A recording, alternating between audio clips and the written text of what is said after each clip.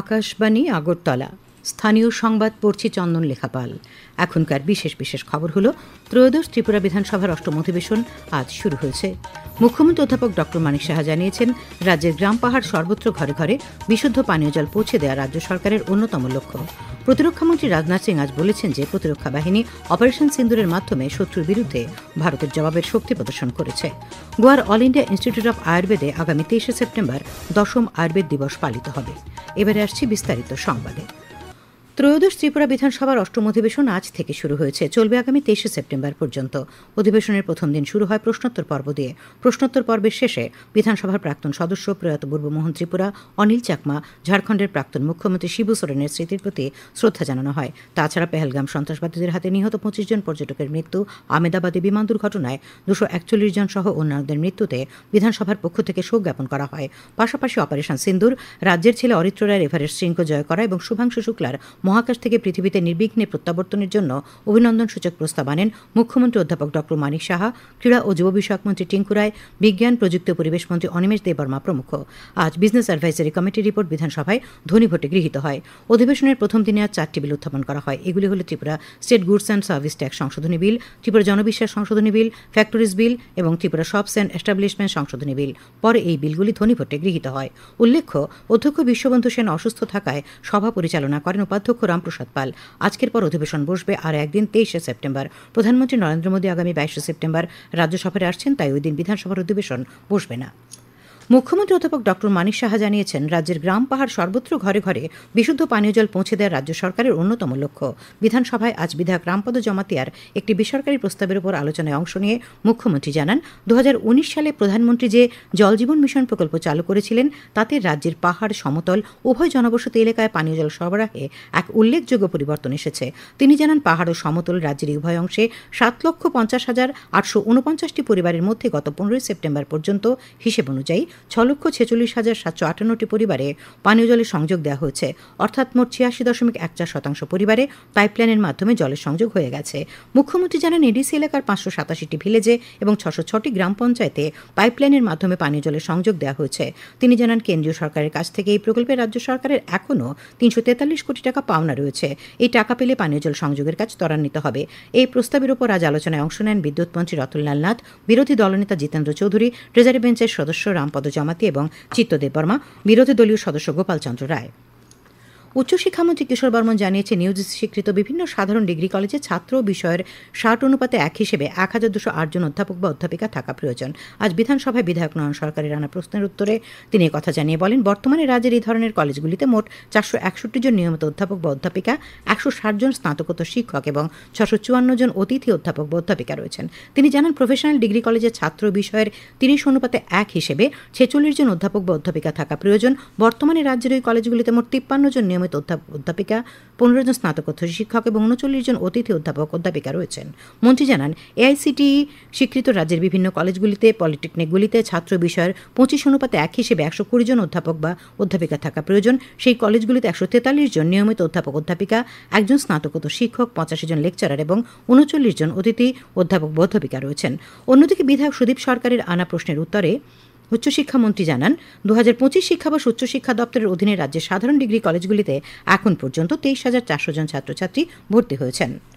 সেবা ও সুশাসন অর্থাৎ জনসেবা ও সুশাসনের মন্ত্রে অনুপ্রাণিত প্রধানমন্ত্রী নরেন্দ্র মোদীর নেতৃত্বে বর্তমান কেন্দ্রীয় সরকার পরিবর্তন ও উন্নতির অভিযাত্রা নিশ্চিত করতে নিরলস প্রয়াস চালিয়ে যাচ্ছে। আজ এই বিশেষ ধারাবাহিক সেবা পর্বে আমরা আপনাদের সামনে তুলে ধরছি কিভাবে মোদী সরকার কৃষি সংশ্লিষ্ট মৎস্য চাষের মাধ্যমে বহুমুখী সম্ভাবনার ক্ষেত্র উন্মোচিত করেছে।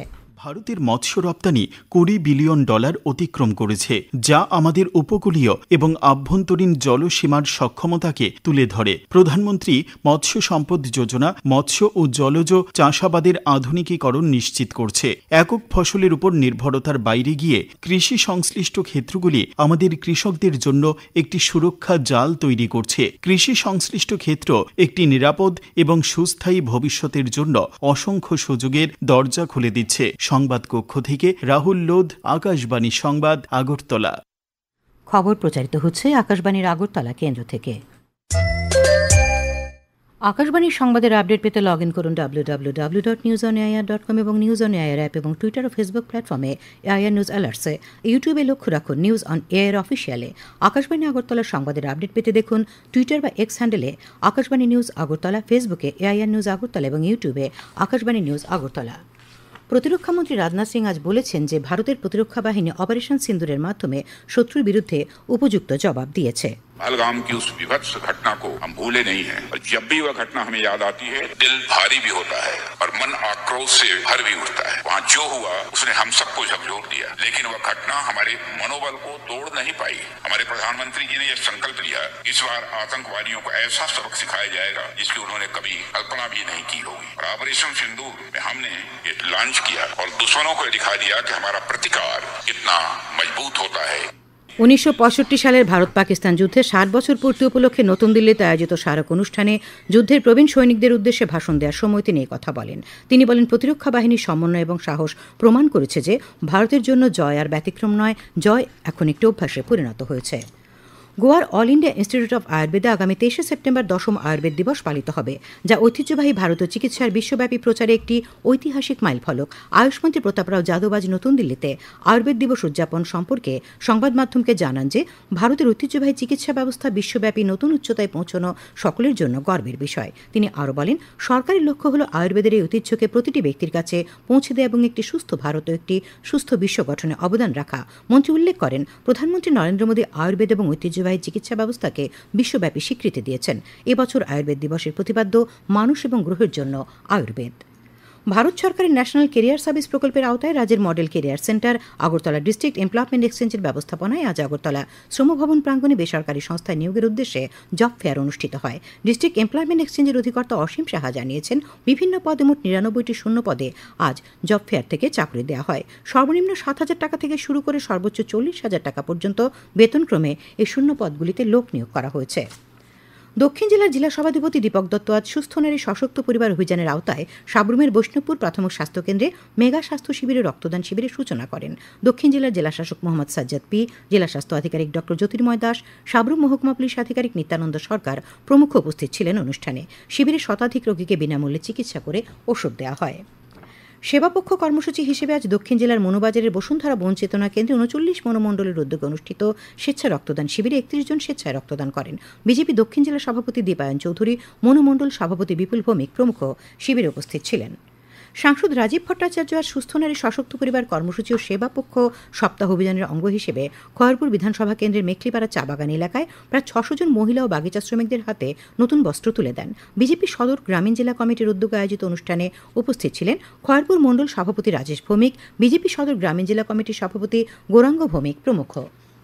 সুস্থ নারী সশক্ত পরিবার অভিযানের অঙ্গ হিসেবে আজ আগরতলা পুর নিগমের 18 নম্বর ওয়ার্ডের স্বাস্থ্য কেন্দ্রে গর্ভবতী মহিলাদের পুষ্টিকর খাবার দেওয়া হয়। অনুষ্ঠানে উপস্থিত ছিলেন কর্পোরেটর অভিষেক দত্ত। তিনি বলেন, এই অভিযানের অঙ্গ হিসেবে দেশের সঙ্গে রাজ্যেও স্বাস্থ্য শিবিরের মাধ্যমে 8ম রাষ্ট্রীয় পোষণ মাস এবং গর্ভবতী মহিলাদের প্রধানমন্ত্রী মাতৃবন্দনা যোজনার অধীনে বিভিন্ন সুবিধা প্রদান করা হবে। সেবাপক্ষের অঙ্গ হিসেবে আজ বিজেপির টাউন বর্দোয়ালি যুব মোর্চার উদ্যোগে আগরতলা আইজিএম হাসপাতালের ব্লাড ব্যাংকে রক্তদান শিবিরের আয়োজন করা হয়। শিবিরে 32 জন স্বেচ্ছায় রক্তদান করেন। আবহাওয়া, আগামী 24 ঘন্টা রাজ্যের পশ্চিম, সিপাহীজলা, গোমতী এবং দক্ষিণ জেলায় ভারী বৃষ্টিপাতের সতর্কবার্তা রয়েছে। আগামীকাল দিনের সর্বোচ্চ তাপমাত্রা 34 ডিগ্রি সেলসিয়াস এবং সর্বনিম্ন 26 ডিগ্রি সেলসিয়াসের কাছাকাছি থাকতে পারে। আজ দিনের সর্বোচ্চ তাপমাত্রা ছিল 34.7 ডিগ্রি সেলসিয়াস এবং সর্বনিম্ন 25.4 ডিগ্রি সেলসিয়াস। শেষ করার আগে খবরের বিশেষ বিশেষ অংশগুলি আরেকবার। ত্রয়োদশ ত্রিপুরা বিধানসভার 8ম অধিবেশন আজ থেকে শুরু হয়েছে। মুখ্যমন্ত্রী অধ্যাপক ড মানিক সাহা জানিয়েছেন, রাজ্যের গ্রাম পাহাড় সর্বত্র ঘরে ঘরে বিশুদ্ধ পানীয় জল পৌঁছে দেওয়া রাজ্য সরকারের লক্ষ্য। প্রতিরক্ষামন্ত্রী রাজনাথ সিং আজ বলেছেন যে ভারতের প্রতিরক্ষা বাহিনী অপারেশন সিন্দুরের মাধ্যমে শত্রুর বিরুদ্ধে উপযুক্ত জবাব দিয়েছে। গোয়ার অল ইন্ডিয়া ইনস্টিটিউট অব আয়ুর্বেদে আগামী 23 সেপ্টেম্বর 10ম আয়ুর্বেদ দিবস পালিত হবে, যা ঐতিহ্যবাহী ভারতীয় চিকিৎসার বিশ্বব্যাপী প্রচারে একটি ঐতিহাসিক মাইলফলক। স্থানীয় সংবাদ আজ এখানেই শেষ হলো। পরবর্তী বাংলা স্থানীয় সংবাদ শোনা যাবে আগামীকাল সকাল 7:35 মিনিটে।